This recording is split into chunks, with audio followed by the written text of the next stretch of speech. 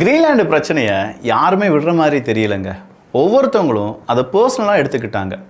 America அதை ரொம்பவே பர்சனலாக எடுத்துக்கிட்டாங்க அப்படிங்கிறது நமக்கு தெரியும். குறிப்பாக டொனால்டு ட்ரம்ப் அவர்கள் அவருடைய நோபல் பரிசு வர கிரீன்லாண்டு கூட ஏதோ ஒரு விஷயம் இருக்குது, அதனால தான் எனக்கு கிடைக்காம போயிடுச்சு, இல்லாட்டி அதனால் எனக்கு கிடைக்கும் இப்படின்னு சொல்லி பல விஷயங்களில் கிரீன்லாந்து அமெரிக்காவுடன் மிகப்பெரிய தொடர்பு படுத்தி ட்ரம்ப் அவர்களால் பேசப்பட்டு வருது.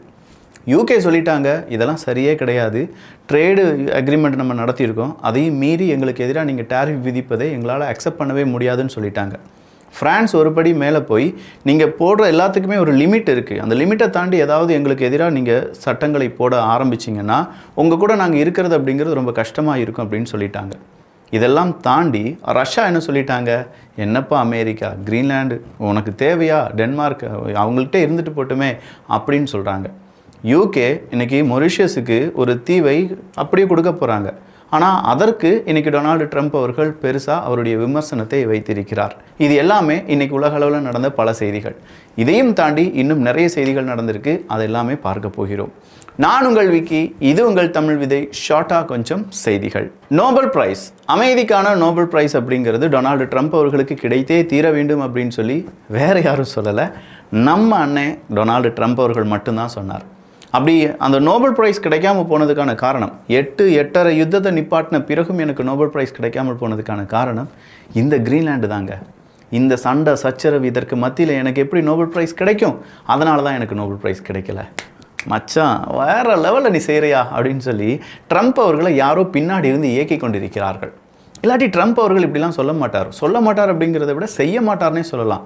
இன்றைக்கி மனுஷன் அவருடைய அந்த ட்ரூத் சோஷியல் மீடியா இருக்குல்ல, அதில் ஒரு இமேஜை அப்படியே பகிர்கிறார். அந்த இமேஜில் என்னெல்லாம் தெரியுமா இருக்குது, அமெரிக்காவினுடைய வரைபடம் இருக்குது. அமெரிக்காவினுடைய வரைபடத்திலேயே இதுதான் அமெரிக்கா அப்படின்னு சொல்லி வெனிசுலாவினுடைய இடம் குறிப்பிடப்பட்டிருக்கிறது. இதுவும் அமெரிக்கா தான் அப்படின்னு சொல்லி கிரீன்லாண்டு அந்த இடமும் குறிப்பிடப்பட்டிருக்கிறது. ஸோ அமெரிக்காவினுடைய அதிபர் அஸ் யூஷுவலாக அஃபிஷியலாக என்ன செஞ்சிட்டாரு, இது எங்களுடைய இடமப்பா, யாரும் வந்து கேள்வி கேட்காதீங்கப்பா அப்படின்னு சொல்லி வெனிசுலாவையும் சேர்த்துக்கிட்டார், இந்த பக்கமாக இருக்கக்கூடிய அந்த கிரீன்லாண்டையும் சேர்த்துக்கிட்டார். இனி என்னத்தை சேர்க்கணும், கனடா தானே இருக்குது, அதையும் சேர்த்துக்கிட வேண்டியதானே. அப்போ 3 ப்ரொவின்ஸ் எக்ஸ்ட்ரா ஆட் ஆயிருமா அமெரிக்கா இடம் அப்படின்னு கேட்டால் எஸ், ஆப்வியஸ்லி நாங்கள் அதை சேர்த்துக்கிடுவோம், அதுதான் எங்களுடைய லாங் டேர்ம் ஆம்பிஷன் அப்படின்னு சொல்லி ட்ரம்ப் அவர்கள் சொல்வது இங்கே எப்போதுமே இருக்கக்கூடிய ஒரு விஷயம்தான். ஸோ ஒரு நாட்டினுடைய அதிபருக்கு இவ்வளவு தன்னிச்சான முடிவுகளை எடுக்கக்கூடிய அந்த ஒரு சட்டத்தை யார் கொடுத்தாங்க அப்படின்னு கேட்டால் யாரும் கொடுக்கல. அவர் எடுக்கக்கூடிய முடிவுகள் ரொம்ப மொக்கையாக இருக்கா, இல்லை இதெல்லாம் பவர்ஃபுல்லான முடிவுகளா அப்படிங்கிறத அமெரிக்கர்களே கண்டுபிடிக்கிறது கொஞ்சம் காலதாமதமாகுதுன்னா பார்த்துக்கோங்களேன். நிறைய நபர்கள், அதுவும் குறிப்பாக ஜென்சி எல்லாமே அமெரிக்க அதிபர் டொனால்டு ட்ரம்ப் அவர்கள் மீது கோபமுடன் இருக்கிறார்கள் அப்படின்னு சொல்லக்கூடிய தகவல்கள் வெளியாகி கொண்டே இருக்கிறது. அப்படி இருந்துமே மனுஷன் ஒவ்வொரு இடத்துலையுமே என்னென்ன பிரச்சனைகளை உருவாக்க முடியுமோ, எப்படி பிரச்சனைகளை தூண்டிவிட முடியுமோ அத்தனையும் செஞ்சிட்ருக்கார் அப்படின்னு சொல்லலாம். அடுத்ததாக யூகேனுடைய சூப்பர் எம்பசி அப்படிங்கிறது தான். யூகேவில் சூப்பர் எம்பசி, யாருடைய எம்பசி அப்படின்னு கேட்டிங்கன்னா வேறு யாருடையதும் கிடையாது, சீனாவினுடைய சூப்பர் எம்பசி. இந்த சூப்பர் எம்பசி அப்படின்னு சொல்லக்கூடிய பெரிய தூதரகம், இதுவரையிலும் யூகேயில் அவ்வளோ பெரிய தூதரகம் இருந்ததே கிடையாதான். சீனா என்ன சொல்கிறாங்க, எங்களுக்கு இவ்வளோ பெரிய தூதரகம் வேணும், இது வந்து ஒரு மைல் ஸ்டோனாக இருக்கும் உங்களுடைய வரலாற்றில் அப்படிங்கிறாங்க. கொஞ்ச நாட்கள் யூகே அதற்கு எதிர்ப்பு தெரிவித்தாங்க. ஏன்னா இவ்வளோ பெரிய பில்டிங், அது ஒரு தூதரகத்துக்காக இப்படி நாங்கள் ஓப்பன் பண்ணோம்னா அது நாங்கள் உங்களுக்கு அடிமையாக இருக்கிற மாதிரி காண்பித்து விடாதா அப்படி இப்படின்னு சொல்லி ஏகப்பட்ட டிஸ்கஷன் அப்படிங்கிறது ஓடிச்சு. கடைசியாக அதற்கு இப்போது ஓகே சொல்லியிருக்காங்க யூகே ஓகே சொன்னது மட்டும் கிடையாது, இந்த சூப்பர் எம்பசியில் வச்சு நிறைய ப்ரோக்ராம் நடக்க போகுது அப்படிங்கிற அஃபிஷியல் இன்ஃபர்மேஷனை இப்போ சீனா பகிர்ந்திருக்கிறார்கள். அடுத்ததாக யூகேனுடைய சகோஸ் ஐலண்ட் அப்படிங்கிற இந்த ஐலண்டை மொரிஷியஸ்க்கு கொடுக்க போகிறோன்னு சொல்லியிருக்காங்க. ஆக்சுவலாக அது மொரிஷியஸினுடைய ஒரு தீவாக இருந்தது அப்படின்னு சொல்லி கால வரலாற்று ஆய்வாளர்கள் சொல்கிறாங்க. ஸோ இந்த சகோஸ் ஐலண்ட் அப்படிங்கிறதுக்குள்ளே யாருடைய படைகள் நிற்கிறது அப்படின்னு கேட்டால் அமெரிக்கா மற்றும் யூகேனுடைய கூட்டுப்படைகள் நிற்கிறார்கள். அப்படிப்பட்ட ஐலண்டை நாங்கள் மொரிஷியஸ்கே கொடுக்க போகிறோம் அப்படின்னு சொல்லி யூகே அறிவித்திருந்ததோடு மட்டும் இல்லாமல் இந்த அறிவிப்பு பல மாதங்களுக்கு முன்னாடியே கொடுக்கப்பட்ட போது அமெரிக்கா அதை வரவேற்றது. இந்த சகோஸ் ஐலண்டை மொரிஷியஸ் கொடுத்துடலாம், ஆனால் என்ன, அந்த சகோஸ் ஐலண்டில் நம்ம இராணுவம் நிறுத்தக்கூடிய அந்த இடத்துக்கான லீஸ் அப்படிங்கிறத பல வருடங்கள், அது எத்தனை வருடங்கள்னு குறிப்பிடலை, எவ்வளோ வருடங்கள் வேணாலும் நீட்டித்து கொள்ளலாம் அப்படின்னு சொல்கிற மாதிரி ஒரு அக்ரிமெண்ட்டை போட்டு மொரிஷியஸும் இந்த யூகேயும் என்ன செய்கிறாங்க, அதற்கு ஒரு டீல் பண்ணுறாங்க. இந்த டீலுக்கு ஒரு விலை நிர்ணயம் செய்யப்படுகிறது, கிட்டத்தட்ட 3.4 பில்லியன் யூரோஸ். இந்த 3.4 பில்லியன் யூரோஸ் அப்படிங்கிறதுக்காக சகோஸ் ஐலண்டை மொரிஷியஸ்க்கு கொடுக்க போறியா, என்னடா இப்படி செய்கிற அப்படின்னு சொல்லி யூகே பார்த்து இன்றைக்கி டொனால்டு ட்ரம்ப் அவர்கள் சும்மா கேட்கக்கூடாத கேள்வியெல்லாம் கேட்குறார். ஒருவேளை இந்த சகோஸ் ஐலண்டை நீ மொரிஷியஸுக்கு கொடுக்கறத சீனாக்காரனும் ரஷ்யாக்காரனும் பார்த்து தெரிந்து கொண்டான் என்றால் நீ வீக்கராக இருக்குங்கிறத கண்டுபிடிச்சிடும். யூ ஆர் ஸோ வீக்னஸ், உன்னுடைய வீக்னஸ் எல்லாமே இந்த உலக நாடுகளுக்கு தெரிய வந்து விட்டது அப்படின்னு சொல்லி ரொம்ப கேவலமாக திட்டியிருக்கார் யூகேயை. ஸோ அவர் வந்து கேவலமாக திட்டினதோடு மட்டும் நிப்பாட்டாமல் இந்த மாதிரி விஷயங்கள்லாம் நடந்துடக்கூடாது அப்படிங்கிறதுனால தான் கிரீன்லாண்டை நான் எனக்கு சொந்தமாக மாற்ற நினச்சிட்டு இருக்கேன். ஸோ செக்யூரிட்டிக்கு எனக்கு ரொம்ப தேவைப்படுது பற்றியா, அதனால தான் இதெல்லாம் செஞ்சிட்ருக்கேன்னு சொல்லி சகோஸ் ஐலண்டு வர்சஸ் இந்த மாதிரியான கிரீன்லாண்ட் ஐலண்ட் என்கிற அந்த ஒரு வித்தியாசத்தையும் அதில் என்னென்ன உண்மைகள் இருக்குது, என்னென்ன வேண்டும் அமெரிக்காவுக்கு அப்படிங்கிறதையும் பற்றி யூகேயை காரசாரமாக விமர்சித்திருக்கிறார் டொனால்டு ட்ரம்ப் அவர்கள். யூகேல வாழக்கூடிய மக்கள், யூகேவினுடைய உண்மையான குடிமக்கள் டொனால்டு ட்ரம்ப் அவர்கள் யூகே பார்த்து இந்த நார கேள்வி கேட்ட பிறகும் இன்னும் பதிலடி கொடுக்காமையா இருக்காங்கன்னு கேட்டால் என்ன சார், யாருமே கண்டுக்கிட்ட மாதிரியே தெரியலையே. அடுத்ததான் கிம் ஜாங் உன் அவர்கள். இவரை பற்றி ஒரு நாளைக்கு ஒரு செய்தியாவது வெளியில் வரலன்னா அந்த மனுஷனுக்கு தூக்கமே வராது போல். அப்போ கிம் அவர்கள் சீக்கிரமாக அவங்களுடைய காங்கிரஸ் சபையெல்லாம் கூட்டப்பட போகிறது, பெரிய அளவில் ஒரு விழா எல்லாமே நடக்கும் அப்படிங்கிறது தெரியும். சீனாவினுடைய இந்த நியூயார்க்கு பிறகு அங்கே பெரிய ஒரு பிரம்மாண்டமான விழா நடக்கும். அதற்கு முன்னாடியே ஆன் த ஸ்பாட்டில் அவருடைய வைஸ் ப்ரீமியரை என்ன செஞ்சுருக்காரு, அவ்வளோதான் நீ வந்து இனிமேல் வேலைக்கு வர வேண்டாம் அப்படின்னு சொல்லிட்டார். எதுக்காக இது அப்படிங்கிறது தெரியல. பட் அவங்களுடைய பார்ட்டி காங்கிரஸ் அந்த கூட்டம் நடைபெறுவதற்கு முன்பாக வைஸ் பிரீமியரை வேண்டாம் நீ வேலையை விட்டு நின்றுரு அப்படின்னு சொல்லி கிம் அவர்கள் சொன்னது வடகொரியாவில் ஒரு பரபரப்பை ஏற்படுத்தியிருக்கு அப்படின்னு சொல்லக்கூடிய தகவல்கள் வெளியாகியிருக்கின்றன. அடுத்ததாக சிரியா மற்றும் அங்கே இருக்கக்கூடிய குர்து இன போராளிகள்.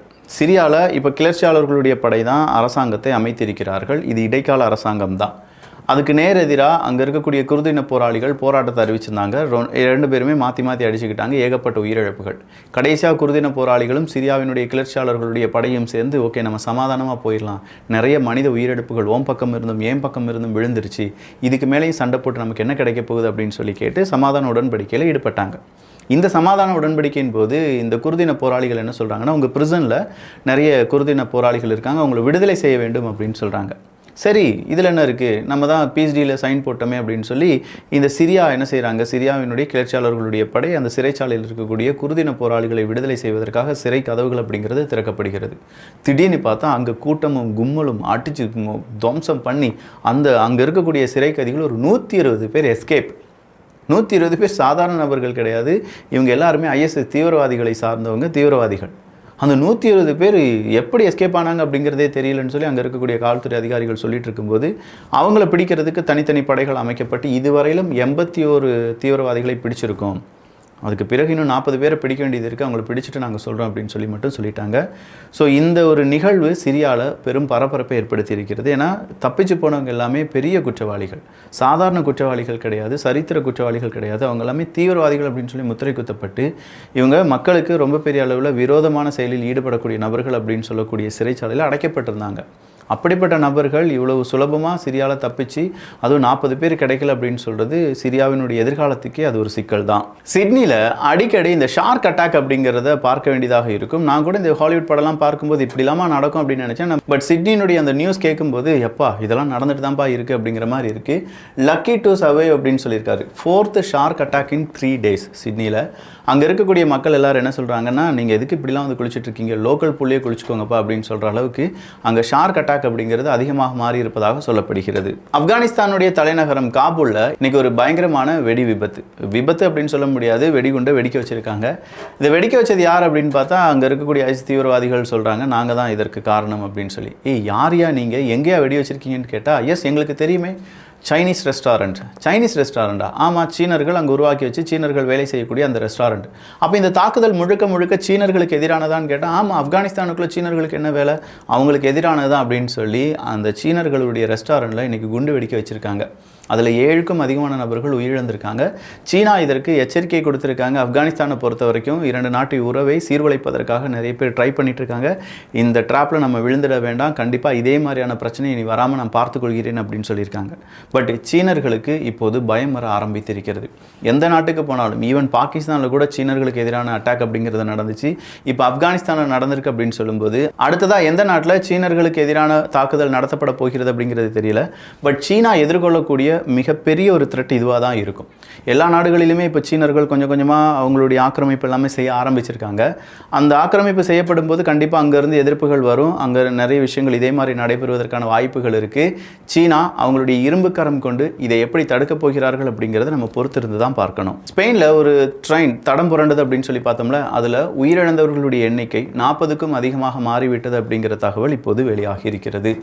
ஸோ ஓவராலாக ஏகப்பட்ட செய்திகள், ஏகப்பட்ட அப்டேட் எல்லாமே பார்த்துட்டோம். இந்த அப்டேட் பற்றிய உங்களுடைய கருத்துக்கள், நிறைய செய்திகள் பார்த்துருப்பீங்க, நிறைய தெரிஞ்சிருப்பீங்க, ஏகப்பட்ட விஷயங்கள் உங்கள் நாலேஜுக்கு வந்திருக்கும். ஸோ இந்த காணொலிகள் உங்களுக்கு உபயோகமானதாக இருக்கா இல்லையா அப்படிங்கிற உங்களுடைய கமெண்ட்ஸ் இங்கே வரவேற்கப்படுகின்றன. நல்லதை பகிர்ந்து நல்ல சமுதாயத்தை உருவாக்குவோம். நன்றி, வணக்கம்.